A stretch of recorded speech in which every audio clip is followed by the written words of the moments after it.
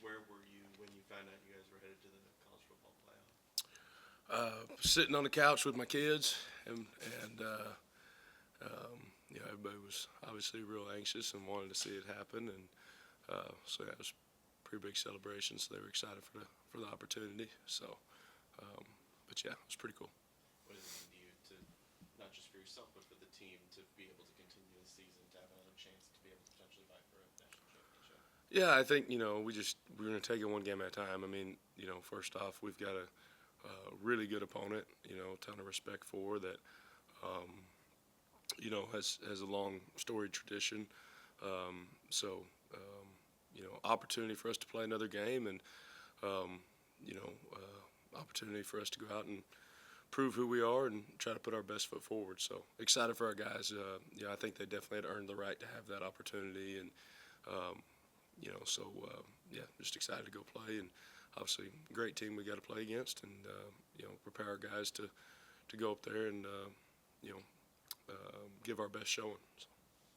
What went into the decision to decide to extend and stay here longer, and what was it about this program that makes you want to be around for the future? Well, I think first off, I mean, you know, when you're happy somewhere and you love who you work with, who you work for, top down in an organization, like the grass isn't always greener, and obviously this is home for me, and so it was a big challenge when we took this opportunity to be able to come back home and build something special, and you want your word to mean something. I think we're in a day and age that a lot of young men maybe don't understand how a lot of us were raised or our parents were raised, where you want to be able to remain loyal and true, and when we're out on the recruiting trail and telling kids that, like, I want to be here, we're building something special here, like, you want that to matter to our players in this program and the guys that we're trying to get to come join us. So just blessed and fortunate to be here, and excited about the future here. What do you see from Penn State's offense on tape, and what particular problems does Tyler Warren present for you? Yeah, a lot. There's a reason why he's the number one tight end in the country. I mean, his ability to run the ball, his ability to throw the ball, his ability to block, his ability to catch. It's really, really impressive watching him on film, and he's just a Swiss Army knife in their offense and how they utilize him, and really creative on offense. They have done a tremendous job, just the way they're so multiple and stress you in so many different ways, from shift in motion and formation personnel group, and so they do a great job. He's obviously an elite player that's going to play this game for a long time, and will be a big time challenge for us to match up against him. Did you go to SMU games as a kid? No, I didn't. I mean, this was, as a kid, this was not a place that you would really pick. North Texas was better when I was a kid than SMU was, let alone the other school.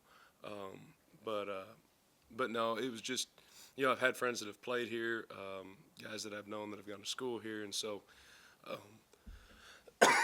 excuse me, it's just, it's been really cool to be a part of this, and so, I was telling one of our boosters that texted me the other night, it really does feel like, home for us, like I went to school here, just by how the people have taken us in, embraced us, my family, and I think just this staff in general. So.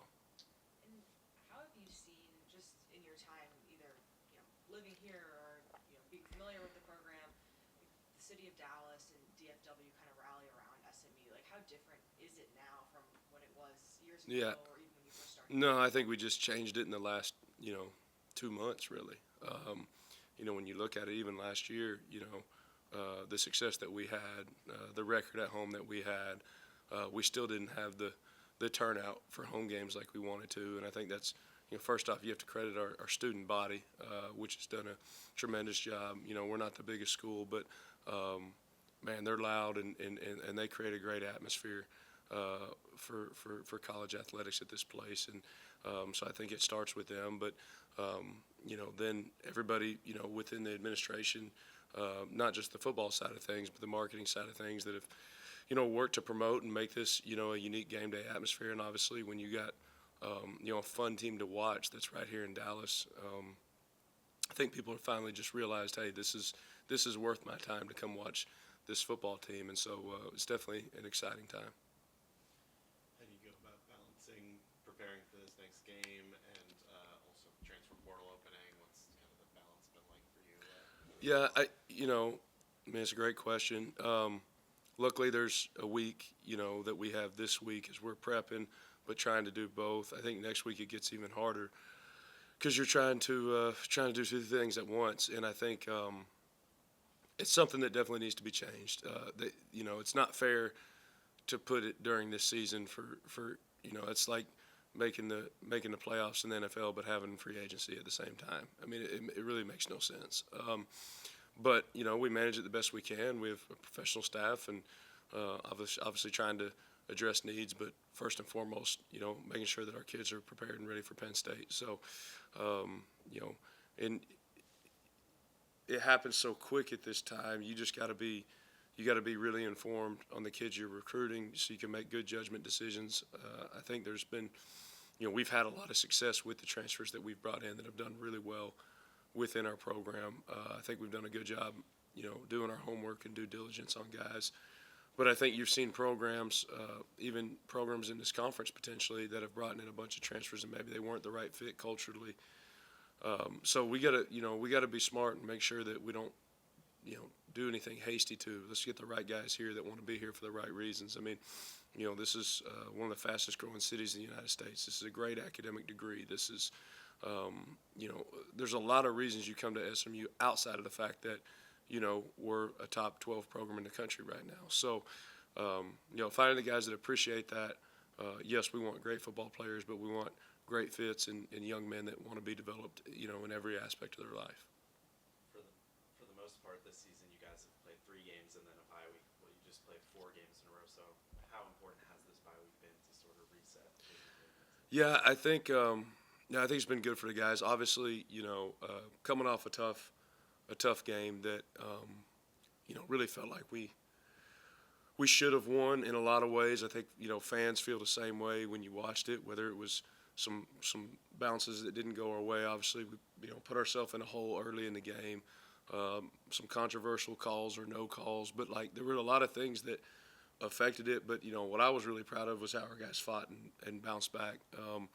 Not many teams would be down in a game like that and come back to tie it. Now, it was bittersweet in the end, and there were 4 or 5 calls that I really wished I had back in the game, and that's how most games are. But in tight games, you got to be really on point, and we just left 1 or 2 too many on the field on some of those situations, and then some short fields. But I think, obviously, initial reaction coming off that, our kids are really, really hurt because I felt like, it was a really good Clemson team, but I really felt like if we play that game 10 times, we win 9. I really did, going into it and even after it. But that being said, I think the fact that they've got new life and, it's an opportunity, but, I also want to, make sure we understand that it's a huge challenge and we're not just happy to be in, we're not, that's not the goal. The goal is to focus on winning 1 game at a time, and the first game is a really formidable opponent, and, we got to go there and, like I said, put our best foot in front of us. But I think, healthy, getting some rest, recuperating, obviously a little bit extra prep time for the guys, as we go into this thing is huge. Kind of in that vein, what does physicality look like this week and next week as you're, both trying to prepare properly for that game, give guys rest, but also maybe even the concept that there could be more games in the future that, maybe more long seasons than these guys have played? Well, our practice schedule won't change how we've practiced all season when we get to, Monday of next week. Obviously, we had a Shells day. We've had a couple, non-padded days. We'll have I believe a Shells day tomorrow. So, we're going to get out there, and the fundamentals of football can't change. I think we learned that last year when we went into our Boston College Bowl game. And, I thought we, as a coaching staff on defense in particular, starting with me, didn't do a good job of tackling and fundamentals and some of those things leading up to a bowl game because hindsight's 2020. We were trying to make it as fun as we could for the guys because we should have been playing Oregon last year, and instead we were playing Boston College, and credit to the CFP for getting it right this year. But, we really weren't prepared in that game, and it showed. So I think the base fundamentals and the base, tackle circuits and block destruction and those things, especially against an offense like this, we're going to have to tackle really good players. We're going to have to tackle them in phone booth, and we're going to have to tackle them in space. And so that aspect won't change once we hit our normal Monday routine. We'll be rolling. When you look at Drew Aller on tape, what kind of stands out, and is he similar at all to any quarterback you guys have faced this season? Similar. Not that we've faced. I would say the Mendoza kid, but Mendoza probably threw a little bit more quick game than Drew does. He's really poised, extremely accurate with the football, runs a lot better than you think. Like, you look at it initially, and then you start to see him get loose, running, whether it's scrambling, some Q runs in there. So, he's I would say the, most complete pro-style quarterback that we've seen, though, for sure. So there's a reason why the hype is out there, and the